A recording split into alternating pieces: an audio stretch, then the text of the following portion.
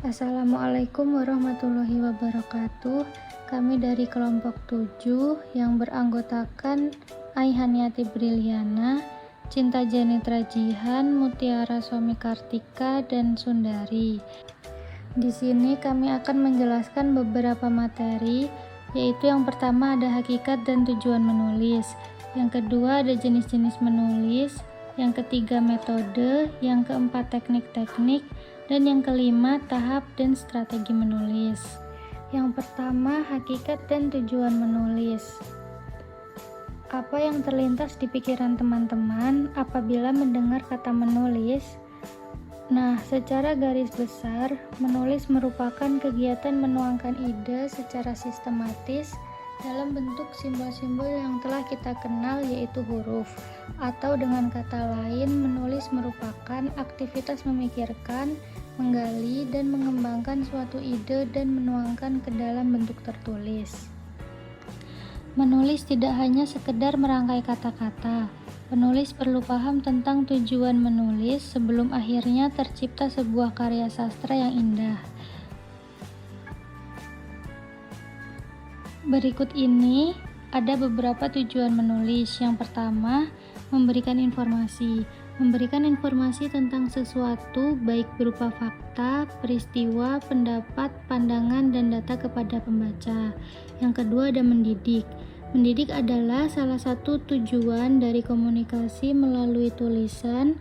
Informasi atau data yang disampaikan melalui tulisan akan memberikan wawasan dan pengetahuan baru bagi para pembacanya. Yang ketiga, membujuk. Usaha untuk meyakinkan seseorang bahwa yang dikatakannya benar. Menulis bertujuan membujuk para pembaca untuk menentukan sikap, mendukung dan menyetujui gagasan, ide, atau pendapat yang dituangkan oleh penulis. Yang keempat, ada menghibur. Fungsi dan tujuan dalam komunikasi melalui tulisan. Karena ada beberapa karya tulis yang memang bertujuan untuk menghibur pembacanya, seperti cerpen, novel, atau cerita-cerita lucu lainnya. Materi yang kedua ada jenis-jenis menulis.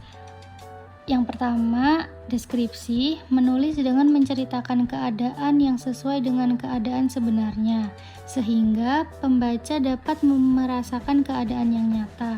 Contohnya, teks mengenai deskripsi suatu tempat. Yang kedua, narasi. Karangan narasi berisi penyampaian rangkaian peristiwa menurut urutan kejadiannya dengan memberi informasi.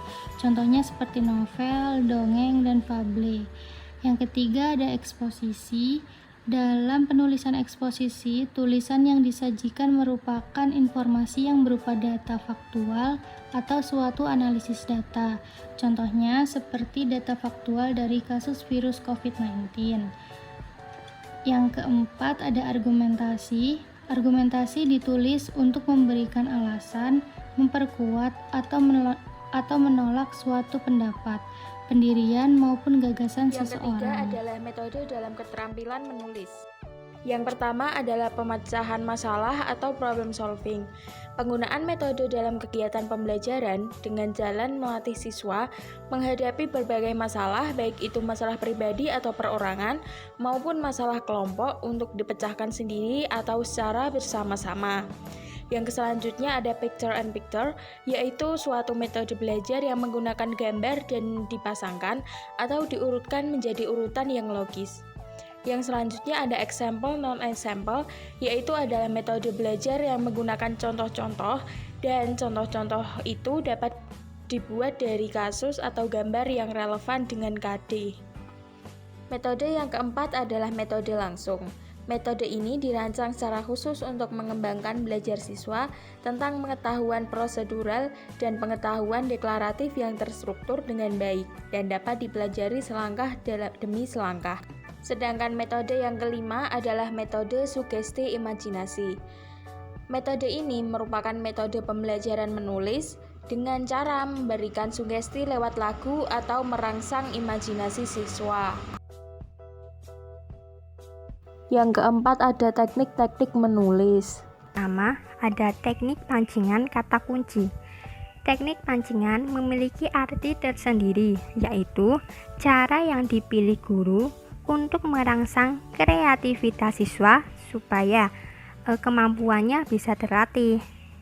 Terus kata kunci artinya kata pokok yang dijadikan pangkal untuk mengekspresi pilihan kata yang dimiliki siswa. Tujuan pembelajaran dari teknik ini adalah supaya siswa dapat menentukan kata yang dapat mewakili isi bacaan atau tulisan. Teknik kata kunci ini dibagi menjadi dua macam. Yang pertama ada kunci antar gambar. Kunci antar gambar ini menggunakan satu atau lebih gambar untuk mewakili suatu gagasan. Yang kedua ada kunci antar perkataan. Pada teknik kunci antar perkataan ini sangat perlu mengenali kata kunci terlebih dahulu karena gagasan atau kalimat belum dapat menghasilkan gambaran secara langsung. Langkah-langkah pada teknik pancingan kata kunci yaitu pertama, guru bertindak sebagai pemancing dengan menawarkan kata kunci. Yang kedua, siswa mencermati kata kunci model.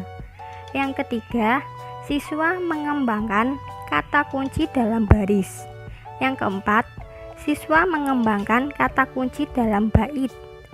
Yang kelima, siswa dapat menulis puisi utuh. Teknik ini memiliki sebuah keunggulan dan juga kelemahan. Keunggulannya itu, siswa yang awalnya merasa sulit dalam menemukan kata-kata yang cocok untuk bisa dituangkan ke dalam puisi bisa menjadi lebih terbantu karena dalam teknik ini bisa melatih siswa untuk dari satu kata yang bisa bertahap menjadi baris kemudian menjadi bait, begitupun sampai seterusnya menjadi sebuah puisi yang utuh. Sedangkan kelemahan pada teknik ini itu siswa yang merasa sudah bisa akan cenderung dibatasi dalam pemilihan katanya. Jadi sebaiknya seorang guru dapat memahami kondisi siswa terlebih dahulu. Teknik menulis yang kedua ada 3M. 3M itu singkatan dari mengamati, meniru, dan menambahi. Langkah-langkah dalam 3M ini yang pertama itu mengamati, yakni suatu kegiatan melihat dengan cermat dan teliti mengenai sebuah objek. Hasil yang diharapkan dari kegiatan mengamati adalah sebuah pembelajaran untuk menemukan unsur-unsur berita dan pola-pola penulisan teks berita. Yang kedua, menirukan.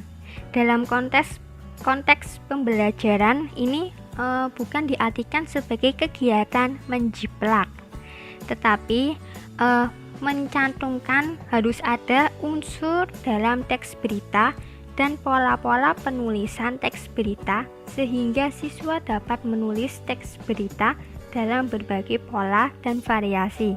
Yang ketiga, menambahi, yaitu suatu wahana bagi siswa untuk memberikan warna khas terhadap tulisannya sehingga berbeda dengan objek tiruannya. Jadi apabila ada objek tiruan terus ada unsur-unsur berita yang belum tertulis, maka siswa dapat melengkapinya. Teknik yang ketiga ada filteran, yang artinya teknik belajar mengajar anak didik di bawah bimbingan guru mengunjungi tempat-tempat tertentu dengan maksud untuk belajar. Langkah-langkahnya itu yang pertama, guru dan siswa mengadakan interaksi terkait rencana pembuatan deskripsi. Yang kedua, guru dan siswa menyepakati jam berangkat trip untuk pembelajaran deskripsi. Yang ketiga, guru dan siswa berangkat trip seperti museum. Yang keempat, guru membimbing siswa selama berada pada tempat tersebut. Adapun keunggulan, ada keunggulan dan kelemahan. Keunggulannya itu yang pertama, meningkatnya kualitas pembelajaran menulis siswa. Yang kedua, keaktifan siswa dalam pembelajaran. Yang ketiga, memudahkan siswa untuk menuangkan ide dalam tulisan. Yang keempat, siswa dapat memperoleh pengalaman langsung dari objek yang dilihatnya. Yang kelima, siswa lebih nyaman dan senang ketika pembelajaran berlangsung karena bisa sambil melihat-lihat. Siswa akan merasa lebih senang seperti berasa diajak bermain juga selain belajar. Lalu ada beberapa kelemahan. Yang pertama, membutuhkan waktu yang lama. Yang kedua, membutuhkan biaya yang cukup banyak. Yang ketiga, guru membutuhkan tenaga ekstra untuk dapat membimbing siswa satu persatu. Teknik yang keempat, ada teknik pengandaian 180 derajat berbeda. Teknik ini merupakan teknik yang bisa membantu siswa ketika sedang menulis cerita, khususnya narasi. Cara yang digunakan dalam teknik ini yaitu dengan membalikkan tokoh masyarakat yang sudah ada atau yang sudah lazim pada cerita tersebut. Seperti pada contoh cerita tokoh Malin Kundang, yang menjadi tokoh jahat itu kan Malin. Terus ada langkah-langkahnya itu: satu, mencatat yang terlintas; kedua, mendeskripsikan; yang ketiga, menggunakan pengandaian 180 derajat berbeda; yang keempat, menggunakan berbagai sudut pandang. Selain itu ada keunggulan dan kelemahan. Yang pertama, siswa merasa termotivasi dengan menggunakan teknik yang berbeda dari biasanya dalam menulis. Yang kedua, suasana menulis lebih inovatif dan menyenangkan. Yang ketiga, siswa dapat mengeksplor imajinasinya dalam menulis cerita. Teknik yang kelima yaitu ada kancing gemerincing. Teknik ini digunakan untuk meningkatkan keterampilan menulis dalam melengkapi cerita rumpang. Teknik ini menggunakan kancing sebagai alat perantara untuk membantu pembelajaran. Ada contoh langkah-langkah dalam pembelajaran menggunakan teknik kancing gemerincing, yaitu pertama, siswa dibagi menjadi 5 kelompok. Tiap kelompok terdiri dari 4 orang. Lalu yang kedua, cerita yang rumpang dibagikan kepada masing-masing siswa. Kemudian siswa menelaah dan membaca teks tersebut dengan maksud mengetahui maksud dari cerita asalnya. Yang ketiga, setiap siswa dalam kelompok mempunyai tugas dan tanggung jawab yang sama untuk memikirkan kalimat-kalimat yang tepat dan dapat memadukan kalimat dengan kalimat sehingga menjadi sebuah cerita yang runtut. Yang keempat, kancing-kancing dalam kotak dibagikan pada siswa. Setiap siswa itu mendapat 2 buah kancing. Terus yang kelima, guru memberikan penjelasan teknik melengkapi cerita rumpang dengan berdiskusi menggunakan media kancing. Yang keenam, guru menugaskan siswa untuk melengkapi cerita rumpang dengan teknik kancing gemerincing yang telah dijelaskan. Lalu yang ke-7, siswa melengkapi cerita rumpang dengan bimbingan guru. Yang ke-8, guru memberikan kesempatan untuk bertanya. Yang 9, setelah siswa dalam kelompoknya sudah menyelesaikan tugas dalam melengkapi cerita rumpang, maka kelompok tersebut harus mengoreksi hasil dari tulisannya. Yang ke-10, setelah semua kelompok mengoreksi, maka setiap kelompoknya mendapat kesempatan untuk menunjukkan hasil kerja kepada kelompok lain dengan teknik keliling kelompok. Terus yang ke-11, setiap kelompok berkesempatan membaca hasil menulis cerita dari tiap-tiap kelompok. Hal ini dimaksudkan untuk bisa mengapresiasi hasil karya orang lain. Terus yang ke-12, guru melakukan penilaian terhadap hasil menulis siswa dalam menulis melengkapi cerita rumpang dan menilai kelompok yang kerjanya bagus. Yang ke-13, di akhir kegiatan yaitu dengan melakukan diskusi untuk memberikan sebuah tanggapan terhadap hasil karya orang lain atau kelompok lain. Kemudian yang ke-14, merefleksikan hasil kegiatan siswa. Yang ke-15, siswa bersama guru membuat kesimpulan. Kemudian ada sebuah keunggulan dan kelemahan dari teknik ini. Keunggulannya itu suasana pembelajaran menulis lebih inovatif sehingga siswa lebih tertarik untuk mau mengikuti pembelajaran tanpa merasakan bosan. Terus ada juga untuk memotivasi siswa bersaing dengan sehat. Sedangkan kelemahannya itu membutuhkan waktu yang sangat lama dalam proses pembelajaran. 5. Tahap dan strategi. Pada tahap dan strategi ini ada 4 tahapan yang perlu kita ketahui bersama, yaitu yang pertama ada tahap pra-penulisan, yang kedua tahap penulisan draft, yang ketiga ada tahap perbaikan, yang keempat ada tahap penyempurnaan. Yang pertama, tahap pra-penulisan. Tahap ini dilakukan untuk membuka kembali skemata pengalaman bahasa siswa yang tersimpan di dalam memori jangka panjangnya.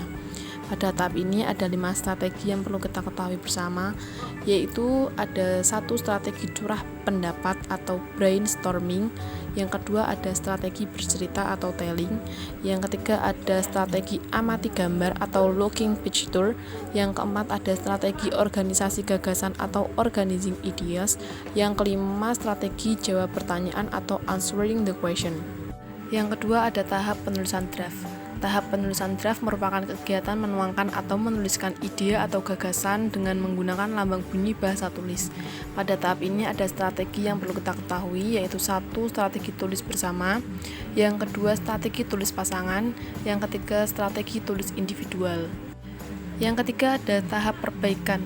Tahap perbaikan merupakan upaya memperbaiki kalimat-kalimat siswa yang kurang tepat yang telah ditulis dalam draft sehingga dihasilkan tulisan yang runtut dalam kalimat yang baik dan benar dan mudah dipahami.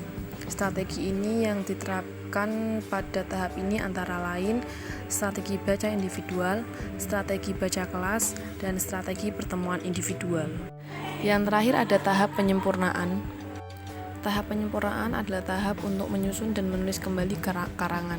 Pada tahap ini ada 2 strategi yang perlu kita ketahui, yaitu 1. Strategi pertemuan individual, yang kedua adalah strategi bahas bersama. Sekian dari kami. Apabila ada kata-kata atau materi yang kurang berkenan, kami mohon maaf yang sebesar-besarnya.